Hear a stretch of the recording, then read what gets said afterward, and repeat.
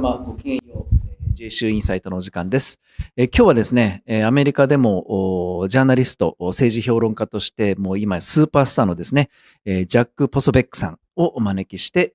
JCU インサイトをお届けしたいと思います。はじめにジャックさんのですね、簡単紹介させていただきたいんですけれども、非常にいろんなキャリアをお持ちで、まずですね、中国にしばらく滞在されて、上海にありますアメリカの商工会議所で勤務をされておられました。ですから、中国語も非常に堪能です。で、その後ですね、米軍の海軍ですね、に勤務されまして、グアンタナモの海軍基地にもおられた経験があります。海軍情報局にも所属しておられました。ですから、情報の調査、それからリサーチ、非常に得意な方でもございます。そして今はアメリカでももう大人気のいろんなテレビ番組ですとか、保守系の団体の司会者、解説者として大活躍されておられます。で、もう特にですね、ご自身のことを共和党の工作員というふうにも自称しておられまして、調査研究、それから活動家、さらには解説者というリアリティジャーナリストということをご自身で表現されておられます。それともう一つ、今年マーラーゴのトランプの新年会のパーティーで一緒だったんですけど、確か奥様も一緒におられて、日本のですね、ドラマ、ガリレオの大ファンだというふうに伺ってるんですけど、よかったでしたっけ、それで。It's true. It's true. The best. But I have not seen the new movie yet, so I'm waiting for it to come Blu-ray, and then maybe later this month I'll be able to finally watch it. Yukawa sensei. He knows. まあ今日もですね、ですからいろんな方インタビューされてて、ちょうどさっきはトランプジュニアのインタビューもされてたりしましたんで、まずはですね、アメリカでの一番ホットな話題からいろいろ伺いたいと思っております。もう一番近いところからいきますと、まず2024年の大統領選、これをまずちょっと占っていただきたいと思います。まあリベラルの方はですね、もうやる気満々でいろんな悪い工作も仕掛けてくると思いますし、バイデンに人気があると思いませんけれども、また本当いろんなことをやってくると思うんですけれども、そんな中で、2024年の大統領選はどのように展開されると分析されていますか？ Well, when it comes to the 2024 election, I think that Biden does have a strong vulnerability to both a challenge from the right and even a challenge from the left. I think that there are forces within the Democrat Party that view him as being sort of this establishment figure, this figure who doesn't stand for any of the principles that they believe with. This is not her specifically, but sort of the AOC part of the party who are not big fans of hers. And of course, the governor of California, Governor Gavin Newsom, is someone who it's been widely reported is considering a run for president. Bernie Sanders is someone who might run. And there's always been a number of people out there. Also because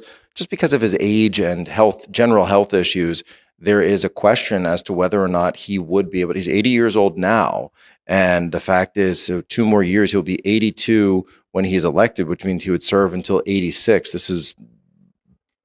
far older than any president that America has ever had. And so there is a strong possibility that he simply just does not run, in which case I think Kamala Harris would probably receive his endorsement. Now, on the other side, there is a field emerging for the Republicans. Donald Trump is by far the leader, early front runner, of course. There's a question as to whether people like DeSantis or Pompeo, Mike Pence, might get into the race. Nikki Haley, the former UN ambassador, is also involved. She's announced, and a few other people are talking about it. But I think really, and I just said this to a New York Post interview, that I don't see anybody who could defeat Trump in a Republican primary right now. I don't.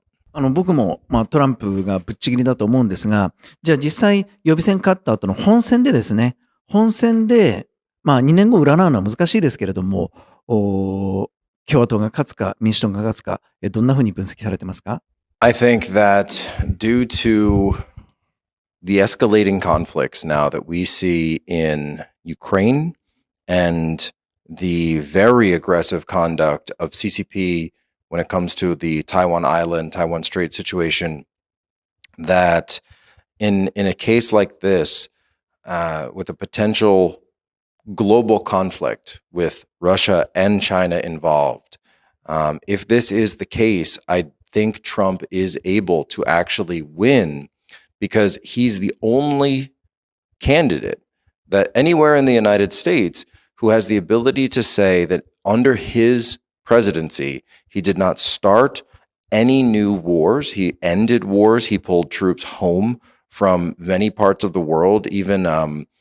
some things that he set into motion, like Afghanistan, were continued later on. And so I think with Biden, you get someone who seems to be much more of a escalation war footing, whereas with Trump, he has been willing to open that door to peace, to diplomacy, but also understanding the importance of national security and the economic element to national security, which is something that Biden seems to have forgotten. I think if the war in Ukraine continues and if Taiwan escalates, I think Trump would easily win the presidency. とても素晴らしい分析で、私も全く同感なんですけれども、それをアメリカの有権者がどこまで理解しているか、つまり分かっているかなんですね。そのトランプの例えば戦争を起こさなかったという実績、それから外交交渉を上手にまとめるというその実力、こうしたものをメディアがほとんど報道しないという中で、それでもアメリカ人の有権者は健全に正しい判断ができる、トランプが勝つ方向に行くというふうに考えていいですか？ Access to information is the most important tool in any democracy. And so this is why the fight for free speech on the internet is of such importance, because you've seen from Silicon Valley, from the Biden administration in some cases, these agencies have worked to censor our ability to spread messages, whether it be myself, whether it be other independent journalists, whether it be organizations like CPAC and so many others that bring people together to present alternative points of view, to provide information through a different lens to people, to have meetings and hold networks. This is why organizations and summits like CPAC and the international CPACs are so important. They're actually critical because you're right. The media does not provide this information to the American people and to the people of the world to actually understand what is happening. And so we must continue independent media and must continue independent political networking and organizing, or else, you're right, it would be a complete failure. ありがとうございます。CPAC の意義についてまで語っていただいて本当に嬉しく思うんですけれども、今、ジャックさんの口からウクライナのこととか中国のことが出ました。なので、ちょっとそれに関連して伺いたいと思います。まず、ウクライナなんですけれども、バイデン政権がもうウクライナへのまた継続支援を表明して、この間もバイデンとゼレンスキーがあったっていう本当ばっかりなんですけれども、実際この戦争の行方はどういうふうに落ち着くというふうに分析しておられますか？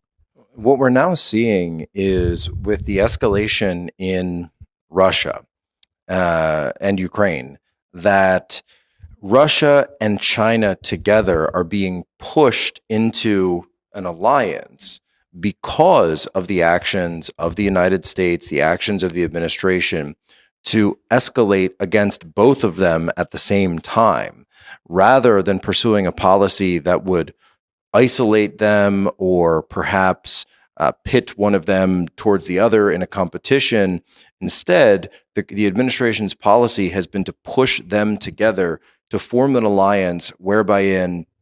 Russia is forced to work with China because they don't have any other economic or military partnerships, whereas China, of course, is more than willing to accept Russia's partnership because that gains them access to oil reserves, it gains them access to future markets, it gains them access to, and obviously gains them military parity with the country that has the largest nuclear arsenal on the world. So by doing this,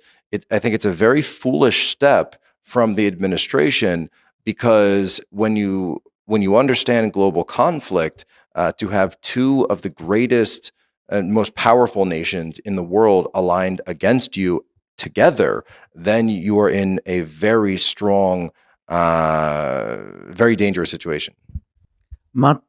く同じ考えです。本当にもうバイデンの失策のおかげで、もう日本は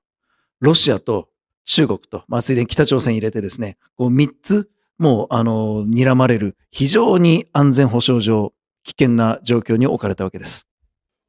Well, North Korea is probably one of the greatest successes of the Trump administration when he was in office. There's actually a story